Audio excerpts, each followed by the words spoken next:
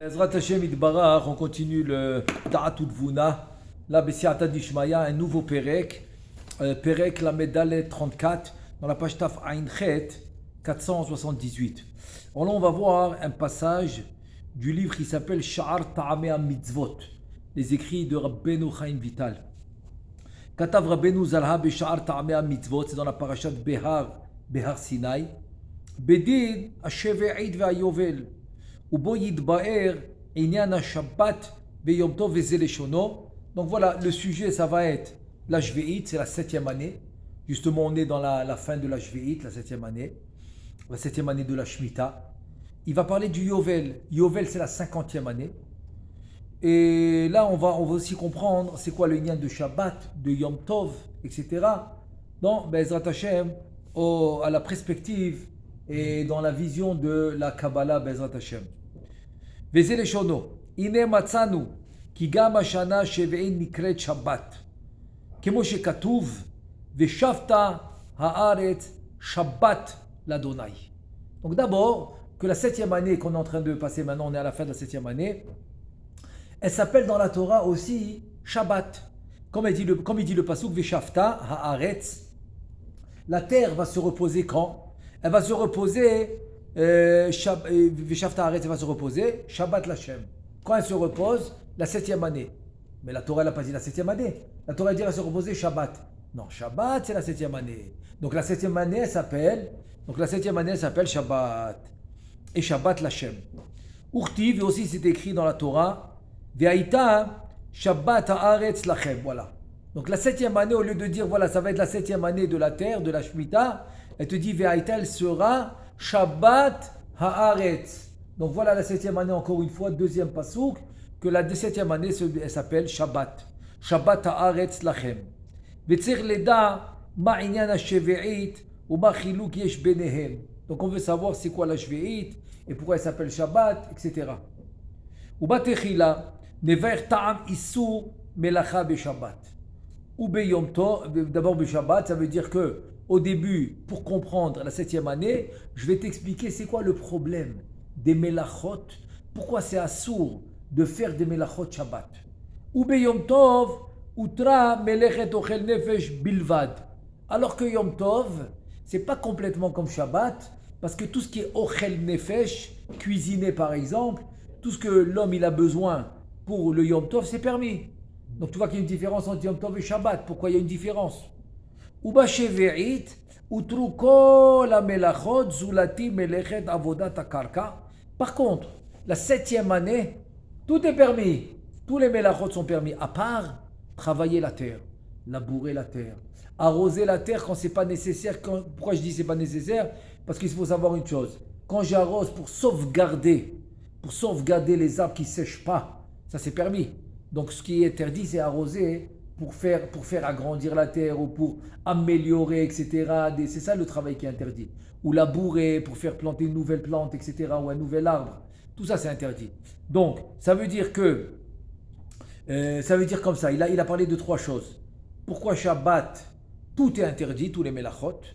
Yom Tov, tout est interdit à part Ochel Nefesh. Et Shve'it, qui est la 7e année, tout est permis à part le travail de la terre. Vetechila, Nodi Acha Inyan Amelachot Mahem. D'abord, avant de passer à la réponse, on va expliquer c'est quoi les melachot. C'est quoi les melachot que la Torah, elle a interdites. Da. כי בתחילת האצילות נאצלו אותן 7 מלכי אדום שמלכו ומתו ואחר כך נתקן עולם האצילות ואנחנו צריכים על ידי תפילותינו והמצוות מעשיות אשר אנחנו עושים למטה לגרום זיווג זון ואנחנו מעלים לאותם 7 מלכים בסוד מים נוגבין לנוגבה דזעיר אנפין ואז הם מתחדשים ונתקנים וחוזרים להיות בסוד תחיית המתים. Ça veut dire que au début de la création, comme on a parlé en long et en large dans le chapitre précédent, et alors en fait c'est comme ça, c'est qu'au début de la création, et c'est comme ça que le monde il a été créé, et c'est comme ça que le monde il est comme il est, et c'est pour ça qu'on est comme on est, et c'est pour ça que les 6000 ans on doit les passer comme on les passe. Tout ça c'est une seule et unique raison. Ça s'appelle en 2 mots Shiva Melachim. les 7 Melachim, qui sont Remouzim, c'est l'allusion qu'il y a dans la fin de la paracha, Vaishlach Yaakov Malachim El Esav Achiv, et c'est là-bas à la fin de la paracha, dans la Aliyah de Shve'it, là-bas c'est écrit Ela Melachim Hashem Alchou Be'eretz Edom, Lifne Meloch, Melech Be'Israël.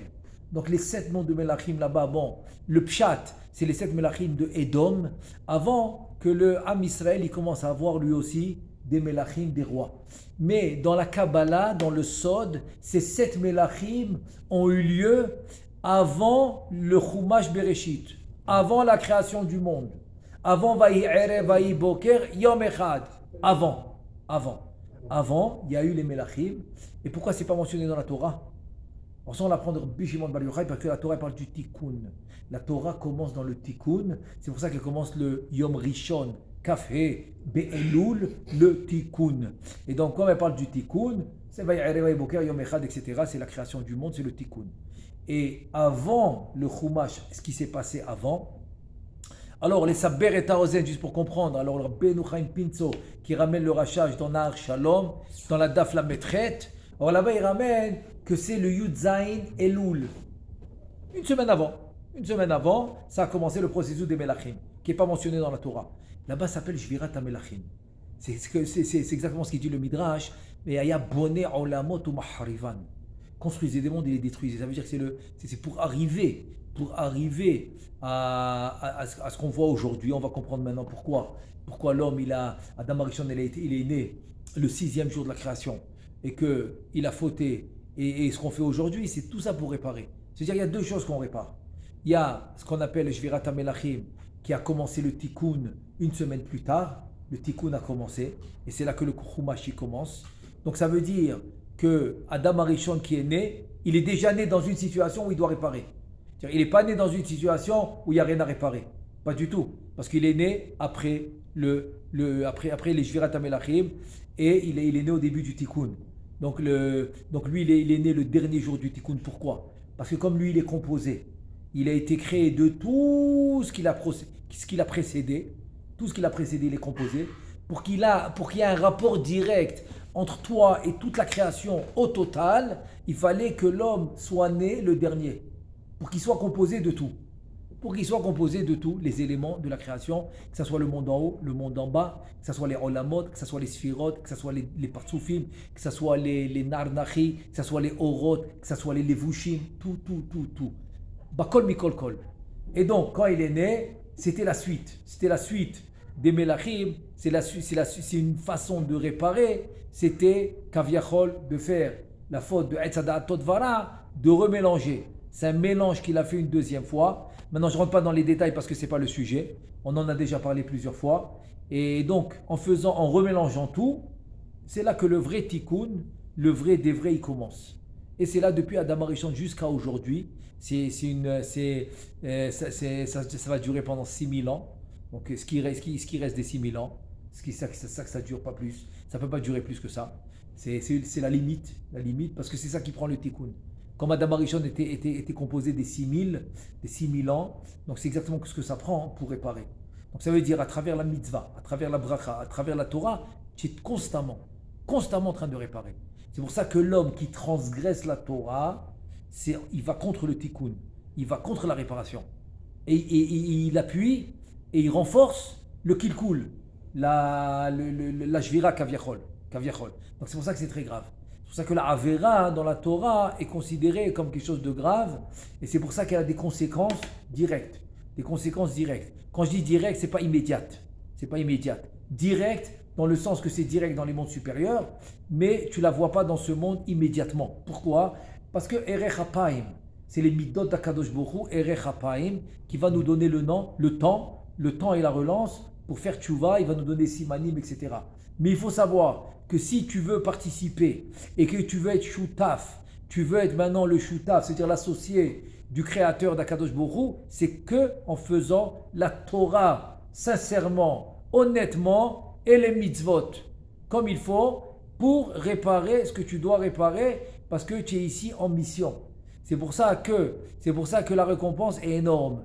C'est qu'Aviachol Akadosh Baruch Hu te dit tu as été mon envoyé.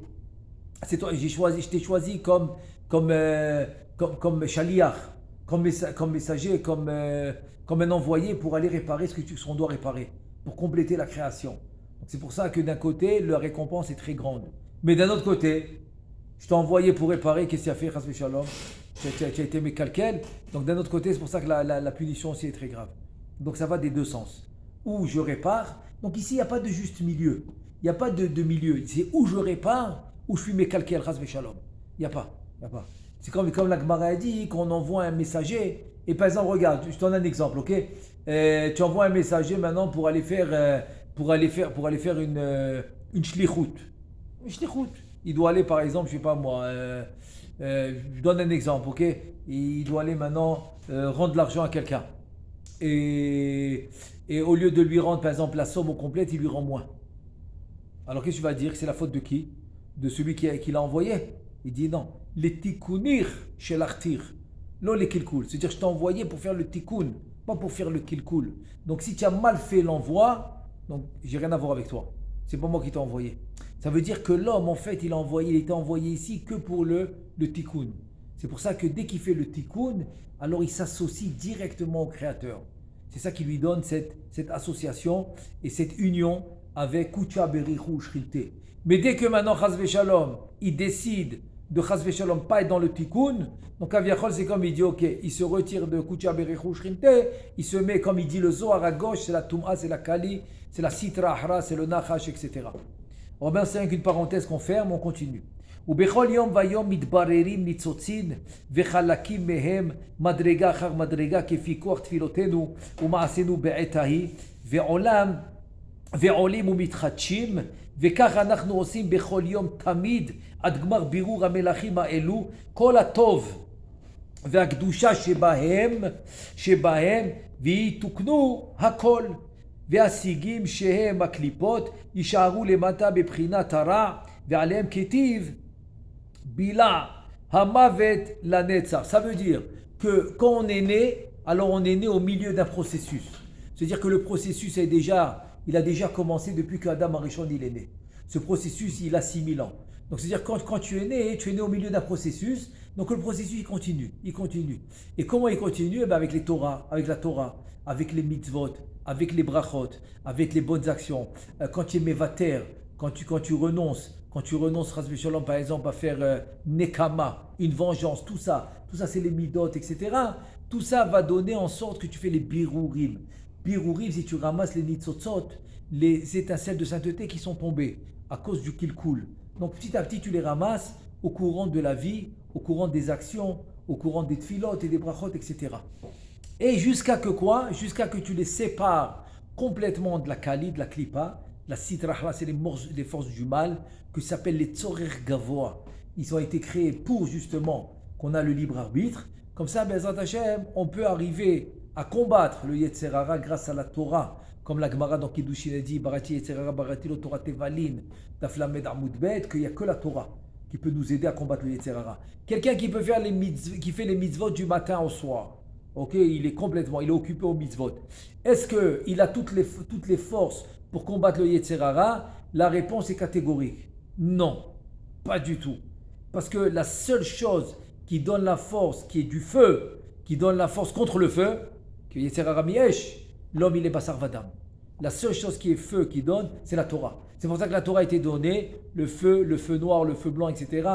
etc. Comme il dit dans la Matan Torah. Donc la Torah c'est du feu. Donc c'est que elle qui peut nous sauver et nous sauvegarder et nous protéger du Yetzer Hara. Mais sinon on ne peut pas. Donc les mitzvot tout seuls, impossible. Comme il dit les Mesorati, les traditionalistes, eux ils te disent moi je fais Shabbat, et il fait ses mitzvot, il met ses tefilines comme ça en 2 minutes avant d'aller au travail, il n'y a pas de problème, il se sent bien, mais il est complètement dans les mains du Yetzer Hara. Complètement. Je ne parle même pas de ceux qui font rien du tout, ni Shabbat ni rien. C'est encore pire. Mais il faut savoir qu'ils se sentent bien. Pourquoi? Parce qu'ils sont dans les mains du Yetzer Hara. Tout à fait normal. Il n'a rien pour combattre le Yetzer Hara. Rien du tout. S'il n'y a pas la Torah, le Yetzer Hara, c'est lui qui remporte. Ça, c'est Badoukoum Noussé, c'est quelque chose d'évident. C'est quelque chose d'évident, c'est un fait accompli. Donc la seule chose qui peut... C'est pour ça que quelqu'un qui fait la Torah, là commence la milchama. Là commence la guerre. Il va au Bet Midrash, il va pas au Bet Midrash. Il ouvre le livre ou pas. Il arrive devant le livre, il parle d'autre chose. Tout ça, c'est la guerre. Pourquoi? Parce que là, il est vraiment dans la bonne voie. Quelqu'un qui est dans la bonne voie, c'est la guerre. C'est la guerre, pourquoi? Tout à fait normal. C'est ça le libre arbitre. Comme s'ils reçoivent plus de sakha, ils reçoivent plus de récompenses. Comme la Gemara dans Avodah Zarah Daf Gimel, elle dit Gadol ha-metzuve ve'ose yoter mi-she'eno metzuve ve'ose. Maintenant, si je te pose la question, imagine-toi que tu avais un magasin ou tu avais une entreprise et tu as un ami, il vient volontaire, il t'aime tellement qu'il veut t'aider. Et il y en a un autre, il compte chaque minute qu'il travaille. Il veut la pleine paye. Tu lui as calculé, non, il y a 5 minutes ici que j'ai travaillé, tu ne m'as pas payé. Et il fait avec toi les calculs jusqu'à la seconde près. À la fin de la journée, qui tu aimes le plus? Tu dis, mon ami, il est venu volontairement, il ne veut pas toucher $1 pour le travail qu'il fait. Tu vas l'aimer. La Gemara dit le contraire. Comment c'est possible le contraire? La Gemara dit non, quelqu'un qui est nommé Tsuvé, je ne lui ai pas ordonné la Torah, il fait, c'est moins que quelqu'un que je lui ai ordonné, il fait. Alors comment c'est possible? On voit le contraire. Tu dis parce que quand tu es ordonné, alors tu as le Yetzirara qui t'embête. Et quand il y a le Yetzirara qui t'embête, tu as plus, comme on dit, de challenge. Tu as beaucoup plus de défis. Tu as un défi devant toi, donc c'est pour ça que c'est beaucoup plus dur. Donc c'est pour ça que celui qui a été ordonné, son sakha, sa récompense est beaucoup plus grande. Alors que quelqu'un qui n'a pas été ordonné, il n'y a pas de Yetzirara. Donc c'est pour ça qu'il est beaucoup moins, il a moins de défis. Alors on continue. Donc jusqu'à qu'on arrive à ce que le passouk qui dit Beshaya Navi, Bila Anavet la Netzach, ça veut dire que la mort va s'arrêter. Parce que aussi c'est une chose aussi qu'il faut rappeler, c'est que les Sheva Melachim, c'est eux qui ont causé la mort dans le monde. C'est ça qui s'appelle Mita. Comme les Kélim, ils se sont cassés, comme on a vu dans le Pérec précédent, se sont cassés dans la Hatzilou, tombés dans la Bria, c'est ça qui s'appelle la mort. Le changement de monde, ça s'appelle la mort. Donc, Bila Amavet, la Netzach, va s'arrêter à tout jamais, la mort. Dès qu'on a fini le travail des 6000 ans, dès qu'on l'a fini, et donc on a fini les Birourim, la mort, elle s'arrête. Voilà un passage qu'on va dire bientôt à Rosh Hashanah. Bezrat Hashem Aba'alenu les Tova dans les tfilot de Rosh Hashanah. Ve'arish'a, c'est encore la Kali, c'est ça que tu dis à Rosh Hashanah. Kula, toute, be'ashan tichle, elle va partir comme une fumée qui s'en va. Tellement elle va être. Pourquoi? Parce que dès que tu lui retires tous les nitzotzot de Gdusha, donc il ne reste plus rien. Donc elle s'évapore comme de la fumée. Fini, elle ne vaut plus rien. C'est ça, ve'arish'a kula, be'ashan tichle. Ce qu'on dit à Rosh Hashanah. Ve'en ben David ba. Deuxièmement,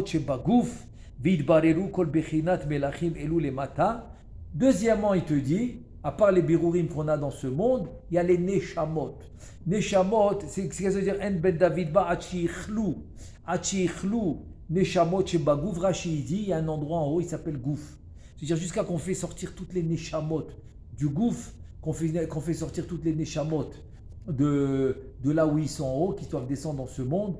Tant qu'on n'a pas fini de sortir toutes les neshamot pour faire le tikkun, donc on n'a pas encore fini les birourim. Donc les birourim, et c'est les étincelles de sainteté qui sont descendues dans ce monde. C'est pour ça que tu es obligé de venir dans l'endroit où ils sont tombés, et de là tu les ramasses. Et d'un autre côté, tu as les neshamot aussi qu'on doit sortir du gouffre. Le gouffre, c'est un endroit où il y a toutes les neshamot, que eux aussi doivent descendre dans ce monde pour finir le tikkun. Venimtsa. כי כל תפילות והמצוות שאנחנו עושים בעולם הזה אינו אלא לברר ולבן אלו המלאכים ולחיותם ממיתתם כנזכר. Donc toutes les mitzvot, toute la Torah, les mitzvot, les tfilot qu'on fait dans ce monde, c'est pour les varer, pour faire les birourim, les laben, c'est tout nettoyer. Begadecha levanim, levanim ça veut dire c'est une image pour dire que tes fautes sont effacées.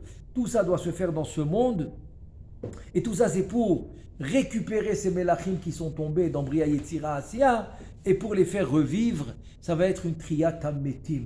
C'est ça qui est triyat hametim. C'est pour ça qu'à la fin des birourim, on aura aussi triyat hametim de tout Am Israël qu'ils ont fait Torah ou mitzvot.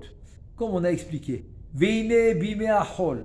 אז אנחנו מבררים את אלו המלכים על ידי המצוות מעשיות שאנחנו מקיימים על ידי מלאכה, מה שאין כן ביום השבת כמו שהתבאר. Alors voilà maintenant. Maintenant tout ça c'est une introduction pour comprendre que Yom Chol, le birour, le birur des menachim, il se fait avec les mitzvot ma'asiyot à travers les melachot. C'est pour ça que Yom Chol yam les melachot. Donc je suis obligé d'utiliser les melachot pour faire les mitzvot de Yom Chol. Alors que Shabbat, le birur il se fait, bien sûr qu'il se fait. Il y a le birur Shabbat, mais sans les melachot. Parce que le birur il a un différent niveau. Le niveau du birur il est différent. Puisque le niveau du birur il est différent, donc je le fais sans les melachot de Yom Chol. C'est pour ça que Shabbat, Kodesh, on va éliminer les melachot et le birur va se faire sans les melachot. Et si chas v'shalom on fait les melachot, alors c'est très grave. C'est très grave. Parce qu'on doit faire un birur à un plus haut niveau et en faisant les melachot, kaviachol tu descends de niveau. C'est ça l'image. Et j'aime bien donner un exemple extraordinaire. C'est un exemple sur les tefilines, que pourquoi on ne met pas les tefilines Shabbat, Yom Tov et Chol HaMoed. C'est les 3 périodes où on ne met pas les tefilines. Assour, pas qu'on ne les met pas. Zohar Kadosh, Rabbi Shimon Bar Yochai dit assour de les mettre. Pourquoi? Parce que le jour où tu mets les tefilines, c'est que tu arrives à un certain niveau de birour avec les tefilines. Quand tu ne mets pas les tefilines, tu as dépassé ce niveau. C'est-à-dire que le jour où tu ne mets pas les tefilines Shabbat, Yom Tov, Chol HaMoed, donc tu ne les mets pas les tefilines, pourquoi? Parce que tu as dépassé ce niveau, tu as un plus haut niveau. Donc si tu mets les tefilines, c'est comme tu dis, moi, Kaviachol HaKadosh Baruch Hu, tu dis non, je ne veux pas ton haut niveau. Ton haut niveau de Shabbat, Yom Tov, Chol HaMoed, non. Je mets les tefilines et je reste à un niveau très bas. Donc c'est comme Chas v'Shalom, ouais. C'est comme une insulte pour le Créateur. Il te donne un plus haut niveau, tu le rejettes. Donc ça c'est l'exemple que j'aime bien donner. C'est ça la gravité de mettre les tefilines, Shabbat, Yom Tov et Chol HaMoed. C'est pour ça qu'on ne doit pas les mettre, parce que le birour a un plus haut niveau. Donc ici, je dis la même chose. La même chose pour Shabbat, quand il te dit que le birour, il se fait sans les melachot. Et quand tu fais les melachot, kaviachol, tu redescends de niveau. Ça veut dire qu'en 2 mots, tu descends du niveau de Shabbat, tu veux redescendre au niveau de Yom Chol, en faisant les melachot. Donc c'est très grave. Donc c'est comme une insulte pour le Créateur qui te dit, écoute, moi je t'ai donné un niveau beaucoup plus haut. Qu'est-ce que tu le jettes? Donc comment je me connecte avec ce niveau beaucoup plus haut en éliminant les melachot que je faisais à Yom Chol. Et c'est quoi les melachot? C'est ce que la Torah nous dit qu'on faisait au Mishkan. Donc c'est comme ça que j'arrive à me connecter à un niveau supérieur et c'est pour cela qu'on ne fait pas les melachot Shabbat. Donc ça c'est une parenthèse pour expliquer un peu le concept de Shabbat. Alors maintenant il va nous expliquer le inyan de Shabbat. Ve'inyanhu, kemo shamu rabotenu betanchuma, c'est le Midrash Tanchuma, il s'appelle, dans la parasha Tazria. Là-bas il dit, She'eshiv Rabbi Akiva alav shalom, Rabbi Akiva il a répondu, al tornostropos harasha, comme ça il s'appelait, tornostropos harasha. Quand ce rachat-là, Tornostropos, il a demandé à Rabbi Akiva alav shalom, Eze ma'asim na'im, quels ma'asim sont bien? Chez la Kadosh Borou ou chez le Bassar Vadam? Est-ce que c'est Akadosh Borou ou c'est Bassar Vadam? Qui est mieux? Kadosh Borou il a fait ce qu'il a fait, maintenant l'homme il a créé pour faire aussi ce qu'il doit faire. Quels ma'asim ils sont plus na'im, ils sont plus beaux, ils sont meilleurs? C'est lesquels? Ceux d'Akadosh Borou ou ceux de l'homme?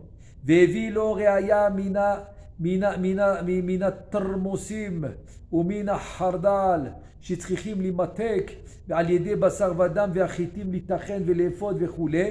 Rabbi Akiva lui répond, c'est les actions de l'homme. Pourquoi? Pas pourquoi, il va lui dire pourquoi, mais c'est quoi l'exemple qu'il lui a donné? L'exemple qu'il lui a donné, c'est ce qu'on a un légume qui s'appelle tormos. Comme dit la Mishnah, la Gemara, pour le préparer, il faut le cuire. Il y en a qui disent qu'il faut le cuire 7 fois.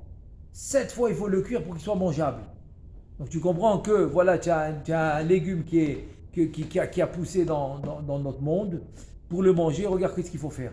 Donc les ma'asim de l'homme, ils sont plus importants parce qu'ils vont kaviachol faire maké bepatish. Maké bepatish, kaviachol, ceux qui finissent le travail. Donc ils vont finir le travail comme s'il est apte à manger. Et le khardal aussi, la même chose, la moutarde, pour le travail, il faut la travailler avant qu'elle soit prête. Aussi, chez Tzrichim, les matek, elle est très très piquante. Donc il faut les matek il faut la rendre apte à manger. Aussi, tout ça se fait avec l'homme, à l'aider Bassar Vadam. Aussi le blé. Ok, tu as fait pousser du blé, mais tu n'as pas de pain. Il faut moudre le blé, il faut faire la pâte, il faut faire le pain, il faut laisser lever, il faut mettre au four, tout ça. Donc tout ça prouve, et tout ça c'est la preuve de Rabbi Akiva, que les ma'asim, que les actions de l'homme, ils sont plus importantes que Kaviachol, que celles du Créateur. Parce que c'est elles qui finissent la création. C'est elles le Makeh Bepatish. Makeh Bepatish dans Melechot Shabbat, c'est quoi? C'est par exemple, tu as construit ou tu as fabriqué un objet, mais tu ne l'as pas fini. Donc il est inutilisable. Inutilisable. C'est comme tu as fait une chaise et tu l'as laissée encore avec les clous, mais tu n'as pas mis le siège. Alors elle ne sert à rien. Il faut mettre le siège, c'est marqué Bepatish. Tu as mis le siège, mais c'est devenu une chaise. Là, tu peux t'asseoir. C'est qu'un exemple. Donc, marqué Bepatish, c'est la fin du travail. Donc, c'est qui fait la fin du travail, la fin du tikkun? C'est Basar Vadam, c'est l'homme. Nimtza. Ki amelachot em horaot heyot advarim tzrichim tikkun al yedei ma'asenu lemata. Ça veut dire que si maintenant je veux une définition des melachot, donne-moi une définition des melachot. Et tu dis voilà la définition. C'est quoi la définition? C'est la suivante. C'est que les melachot, c'est une ora'a. Ora'a, c'est un mode d'emploi. Les melachot, c'est un mode d'emploi pour que toute action, toute chose qui a besoin de réparation, qui a besoin de tikkun, il se fait grâce à l'action que tu fais avec les melachot. Ça veut dire si maintenant le tikkun par exemple, c'est de faire Birkat Hamazon. Maintenant, pour faire Birkat Hamazon, il faut travailler. Il faut planter, il faut semer, il faut moudre le blé, il faut tamiser la farine, il faut faire la pâte. Donc tout ça, tous ces melachot, c'est pour arriver au tikkun.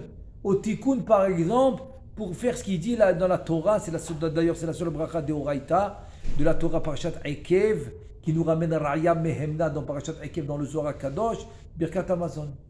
Donc pour ça il faut faire. Donc ça veut dire que les melachot, c'est un mode d'emploi. C'est un mode d'emploi pour arriver au tikkun qu'il faut arriver. Ki im HaKadosh Baruch Hu aya boré mitrila kederech she'atid la'asod bimei HaMashiach lehotzi haaretz gluskaot yafot. Parce que si HaKadosh Baruch Hu, il avait créé le monde au départ, il avait créé au même niveau qui va être au temps du Mashiach, que par exemple, qu'il va nous sortir des gluskaot yafot, c'est du pain, c'est des très très beaux gâteaux, du pain très bon, qui sort directement de l'arbre. Tu n'auras pas besoin de rien faire. Au lieu, par exemple, tu veux un bon gâteau, tu sors dans ton jardin, tu le cueilles de l'arbre, il n'y a pas de problème de tolaïm, il n'y a pas de problème de rien du tout, tu le manges, la briout, yochlo anavim vizba'ou, il n'y a pas de problème. Donc s'il avait créé le monde comme ça au départ, comme il va le faire, Bezrat Hashem l'atid lavo bientôt, au temps du Mashiach, il te dit que mot, Shamur Abotenu, Beshilhe Ktubot, comme ils nous ont enseigné à la fin de Ktubot, dans la page Kuvyud Aleph 111 de Masechet Ktubot, sur le pasouk, à la pasouk de Teilim. Ipisad bar ba'aretz, lo aynu tzrichim litroar bekama mine melachot, charisha vezrea vektsira, ad shama achad nitkan. On n'aurait pas eu besoin de se fatiguer jusqu'à que la nourriture elle soit prête. Regarde combien l'homme il doit se fatiguer pour finalement s'asseoir vendredi soir, Shabbat midi, Seuda Shlishi, sur sa table, bien garnie, de très très très bonnes choses, mais combien il doit faire? Des fois, il faut commencer à faire les courses depuis mardi, mercredi. Moi, personnellement, il faut que je commence les courses, par exemple, depuis mercredi. Donc, les courses. Et celui-là qui fait le pain, à la maison, encore plus. S'il ne peut pas tout faire vendredi, c'est impossible. Et le pain, et les courses, et la cuisson, trop. Donc, il commence mercredi, continue jeudi, jusqu'à finalement vendredi. Et toujours, quoi qu'il arrive, tu es vraiment vers la dernière minute, jusqu'à la sonnette de Shabbat, tu continues à préparer pour que la plata soit prête et pour que tout soit prêt. Regarde combien de melachot ça t'a pris pour faire la mitzvah de Oneg Shabbat. Donc ça qu'il te dit. Il te dit, si maintenant le monde a été construit comme il va être au temps du Melech HaMashiach, quand le Mashiach va venir, que tu vas trouver tout prêt, donc tout ça tu n'aurais pas eu besoin. Tu n'aurais pas eu besoin de tout faire ça. Au lieu de faire toutes ces préparations, tu serais allé au Beth Midrash. Tu serais allé étudier en profondeur. Tu aurais fait autre chose. Tu n'aurais pas eu besoin de faire toutes ces préparations. Aval, par contre, maintenant on doit le faire. En deux mots, c'est une preuve que maintenant tu dois le faire. C'est quand tu ne dois plus le faire, ben, c'est au moment du Bezrat Hashem, quand il va venir le Mashiach. Quand le Mashiach va venir, là, tu n'auras plus besoin de le faire. Là, ça c'est fini, tu n'auras plus besoin de le faire, tout va être fini. Mais si tu ne le fais pas maintenant, alors tu ne pourras pas participer quand tout est fini. C'est comme il dit, par exemple, dans l'Ilchot Ta'anit, dans la halakha du jeûne, c'est écrit celui qui n'est pas mitabel Birushalayim, celui-là qui n'est pas en deuil pour Yerushalayim, il n'est pas mitzaref betza'arat tzibur, il ne jeûne pas comme tout le monde. Je ne parle pas de quelqu'un qui est exempté parce qu'il est vieux, ou parce qu'il est malade, ou parce qu'une femme qui a accouché par exemple, je ne parle pas de ça. Ceux qui sont exemptés, ils sont exemptés. Moi je parle de celui qui est Baruch Hashem en bonne santé, il peut jeûner. Mais il s'en fout, il ne veut pas. C'est rien qu'un exemple que je donne. Et il fait exprès, il ne veut pas. Donc il n'est pas mitzaref. Il ne s'associe pas au tsa'ar de la destruction de Yerushalayim, la destruction du Beth Amikdash, etc. Il dit tout celui qui l'homme mitabel alea lo zoche veroe besimchata. Il n'est pas zoché de voir la simcha de Yerushalayim. Mais celui qui est mitabel, etc., zoche veroe besimchata. Simchat Yerushalayim, il va mériter de voir la Simcha de Yerushalayim. Donc je dis la même chose. Celui maintenant qui fait toutes ces melachot et qui est Torah et qui peine pour arriver, pour faire à toutes les mitzvot, etc. Donc lui aussi, Be'ezrat Hashem, il va vivre les bons moments où tout va être prêt. Ça va être au temps du Mashiach. Donc maintenant, en ce moment, on est obligé de faire toutes les melachot. Donc aval ata maintenant, anachnu trichim lahrosh. On doit labourer, l'izroa, on doit semer, velehotzi ateven ve'akash, shema klipot minachitim, on doit nettoyer le blé. C'est ça qu'on doit faire parce que le blé, il est avec toutes les peaux, donc on doit enlever les peaux. Ve'achakar motziim asubin, ve'amursan, shem klipot yoter dakot. Après que tu as enlevé les premières peaux, il y a d'autres peaux qui sont encore plus fines. C'est par exemple, ça va être la nourriture des animaux. Ensuite tu dois préparer la pâte, tu dois le mettre au four, tu dois le cuire au four avec du feu. Maintenant, aujourd'hui, Baruch Hashem, tu commandes ta bouteille de gaz ou tu te branches avec la compagnie de gaz, donc tu as le feu tout de suite. Mais avant, même le feu, il travaillait pour l'avoir.